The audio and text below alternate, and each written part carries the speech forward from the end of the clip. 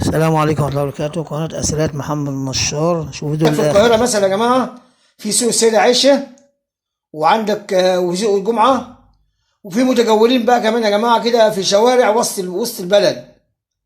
وفي شارع وسط البلد في بقى يعني متجولين كده معاهم عملات لو انت عايز تبيع او تشتري منهم ايه ويفصلوا لك العملة يعني.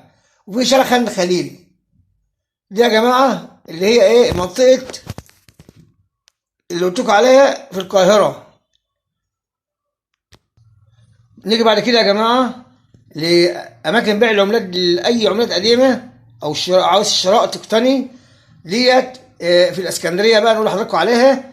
عندك شارع خالد بن الوليد، ده في منطقة ميامي، شارع الإسكندرية. وإزاي تبيعها بأمان وسهولة. وعندكم برضه رقم تليفون أحد الأشخاص اللي ممكن تتواصلوا معاه عشان تبيعوا أي عملة قديمة عندكم. هنكلمكم اليوم عن الخمس قروش وانواعها واسعارها. بس شوف الفيديو للاخر عشان تستفيد من الفيديو، لازم تشوفه للاخر علشان تعرف ايه اللي عندك، الاشياء اللي عندك وتبيعها.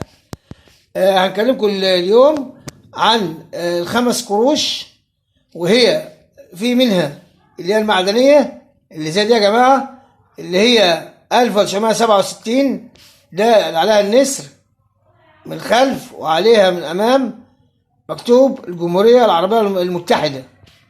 ديت نادرة شوية يا جماعة.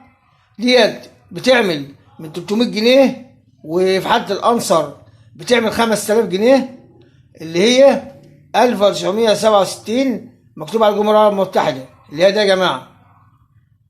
نيجي بعد كده الخمس قروش اللي هي على الأهرامات دي يا جماعة. 5 قروش على الأهرامات ديت 1984 يا جماعة. وديت بتعمل من 70 جنيه ل 150 جنيه في حالة الأنصر تماما. دي يا جماعة اللي هي يبقى عندك انت اللي هي الخمس قروش اللي هي النيكل، وعندك الخمس قروش اللي هي عليها الأهرامات. وديت زي ما قلت لحضراتكم بتبدأ من 70 جنيه ل 150 جنيه. ومع حضراتكم بقى عملة كمان يا جماعة، الخمس قروش اللي عليها القنديل أو صورة القنديل، دي فئة 5 قروش يا جماعة.